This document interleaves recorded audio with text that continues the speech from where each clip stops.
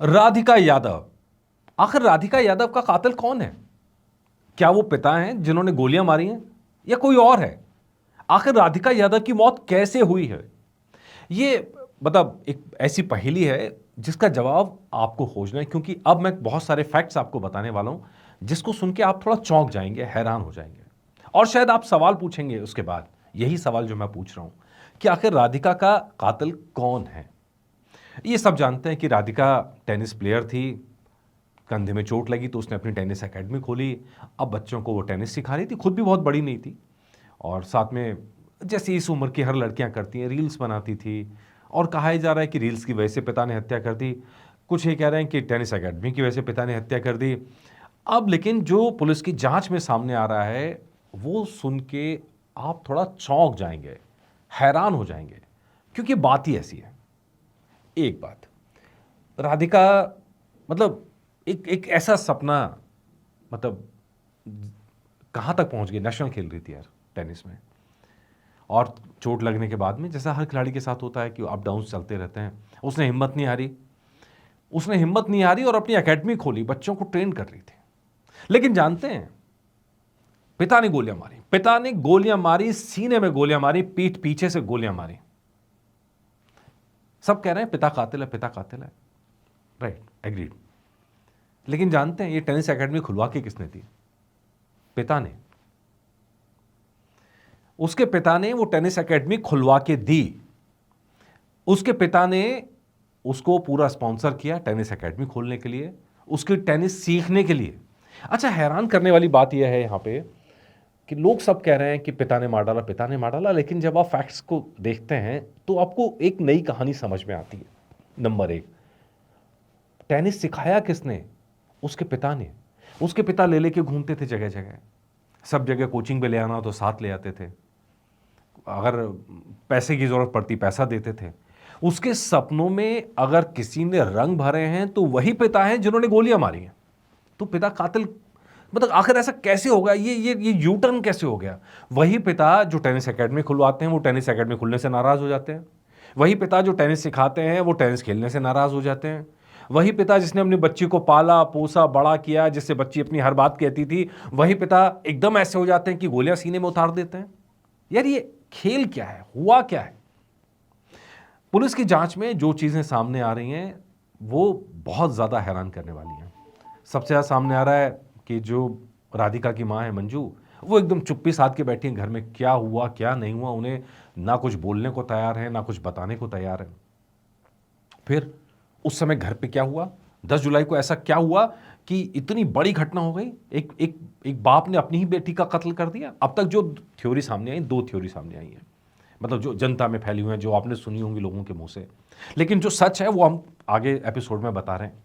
Number एक, जो theory आपके पास आई है कि सोशल मीडिया पर रील बनाने से पिता नाराज थे, सोशल मीडिया पे, और इससे नाराज होकर उन्होंने अपनी बेटी के सीने में गोलियां दाग दी। एक थ्योरी। नंबर दो कि भाई टेनिस एकेडमी खुलने से नाराज थे और इससे नाराज होकर पिता ने गोलियां उतार दी।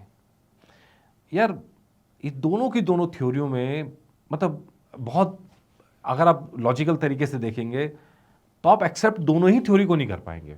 क्यों?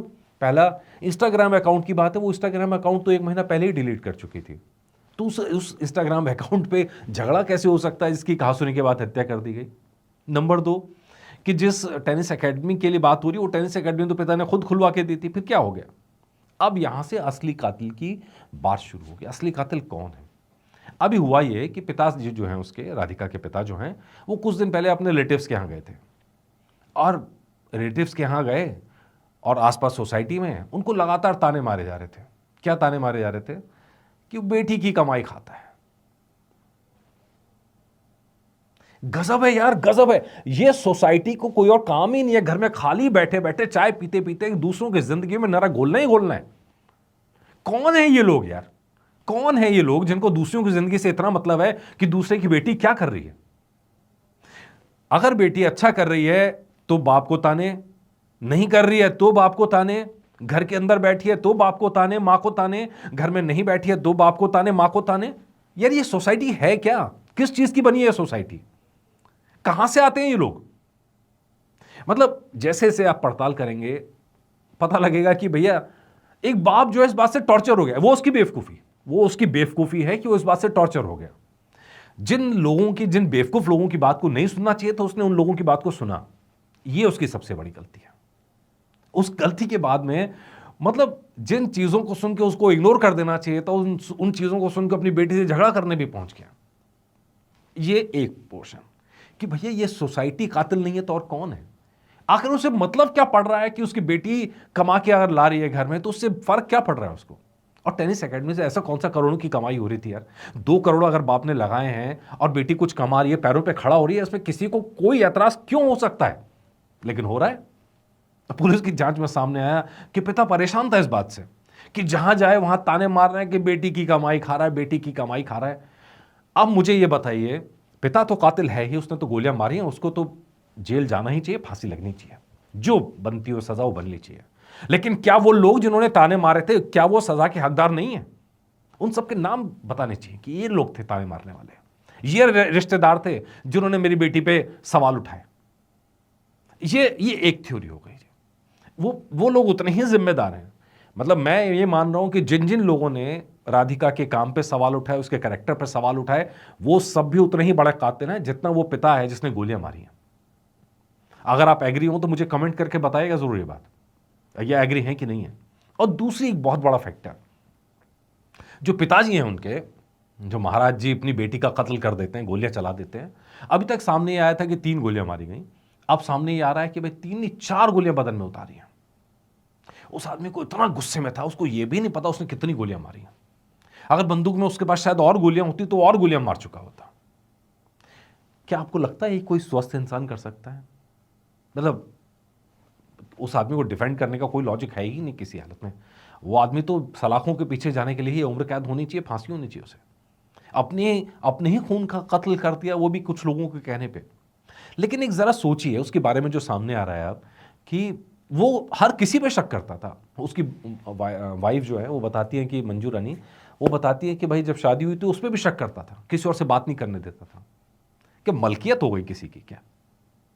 मतलब अगर कोई रिलेटिव से भी बात कर रहा है तो भी शक है, अगर कोई बाहर वाले से बात कर रहा है तो भी शक है। अब यही प्रॉब्लम आ रही थी बेटी के साथ में कि बेटी रील बना रही थी तो कमेंट्स आते थे, उसको इससे भी एतराज था कि कमेंट आ रहे हैं। बेटी ने इंस्टाग्राम डिलीट कर दिया। लेकिन ताने डिलीट कैसे कर सकती है जो पूरी सोसाइटी में बैठे लोग मार रहे हैं? यार यहां से निपटने के लिए एक ही चीज चाहिए होती है, आपका मेंटल स्टेटस स्ट्रांग चाहिए होता है। मतलब आपका जो दिमाग है वो इतना तो हो कि आप सही और गलत को पहचान कर सकें। लेकिन ये दिक्कत, ये मानसिक स्वास्थ्य से जुड़ी ये बड़ी बात है। बहुत सारे लोग हैं जो पूरी जिंदगी सिर्फ शक करते हुए रह जाते हैं। कितने लोग हैं जिनके दिमाग से शक कभी जाता ही नहीं है? क्यों? कि उनकी बचपन की परवरिश ऐसी होती है। बचपन में, इसको साइकोलॉजी की भाषा में कहें तो इनसिक्योरिटीज बन जाती हैं बचपन के अंदर ही। वो बचपन की इनसिक्योरिटीज पूरी जिंदगी आपको तंग करती हैं। ऐसे कितने ही लोग हैं हमारे आसपास, हम देखते हैं। वो इनसिक्योर रहते हैं, पूरी जिंदगी इनसिक्योर रहते हैं। अपने भाई से इनसिक्योर रहते हैं, अपने पति से इनसिक्योर रहते हैं, अपनी पत्नी से इनसिक्योर रहते हैं, अपने बच्चों से इनसिक्योर रहते हैं। उनको हर चीज के अंदर सिक्योरिटी, मतलब एक पहरा चाहिए। हर चीज के अंदर उनको चाहिए कि वो जो कह रहे हैं वही सही है। अगर वो उनसे दाएं बाएं भी होता है शख्स तो उनके होश उड़ जाते हैं, फिर वो ऐसे ही काम कर डालते हैं। और ऐसा हमने एक नहीं न जाने कितनों केस देखे हैं जहां भाई ने भाई का मर्डर कर दिया, इतनी नफरत बन गई उसके मन में, जैसा यहाँ हुआ। तो भैया सोसाइटी को भी एक बार अपने अंदर झांक के देखना चाहिए। जिस सोसाइटी का काम होना चाहिए कि ऐसे इनसिक्योर लोगों को समझाए, सुधारे, उनका दिमाग की हालत ठीक करे, वो ऐसे और भड़काते, आग लगाते हैं। पता लगता है कि इस आदमी को मिर्ची लग रही है तो और मिर्ची लगाते हैं। क्या ही करा जाए यार। मेंटल स्टेटस को लेके ये बहुत बड़ा, ये पूरा जो केस है कहीं ना कहीं एक सवाल उठा रहा है सोसाइटी के इस ताने बाने पर, जो दूसरों की जिंदगियों में जहर घोलते रहते हैं। उनको क्या मतलब पड़ा यार? और ऐसे मानसिक स्थिति पर जो अपनी बेटी पे शक करने लगते हैं, अपने बच्चों पर शक करने लगते हैं, अपनी पत्नियों पर शक करने लगते हैं और फिर ऐसे कदम उठा लेते हैं। या क्या कहा जाए? आप लोग मुझे कमेंट करके बताइएगा, क्या क्या वो आदमी, सिर्फ आदमी ही कातिल है या ये सोच, सोसाइटी की सोच भी कातिल है? ये जो मानसिक बीमारियां हैं ये भी उतनी ही बड़ी कातिल हैं? मुझे कमेंट करके बताइएगा ज़रूर, क्योंकि ये केस ऐसा है जिसने सही में हिला के रख दिया। मतलब बाप और बेटी के रिश्ते में ही बाप ही कत्ल कर दे बेटी का, तो यार क्या ही। और यहाँ तो वो वाला ऑनर किलिंग वाला भी मामला नहीं है कि भैया कि अपने ऑनर के लिए मार डाला है, ये तो बस मार ही डाला है। दिमाग खराब था आदमी का यार, दिमाग खराब था। ज़रा सोचिएगा इस बारे में और कमेंट करके बताइएगा।